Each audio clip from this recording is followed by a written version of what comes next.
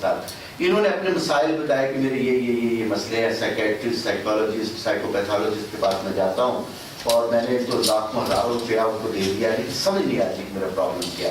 تو میں نے ان کو دیکھتے ہی کہا کہ آپ کا پرابلم یہ والا ہے.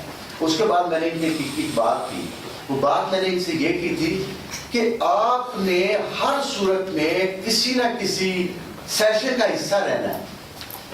کیونکہ پرابلم کیا ہے, اگر فرض کریں قاسمی شاہ صاحب کا کوئی سیشن چل رہا ہے, آپ نے اس میں بیٹھنا ہے.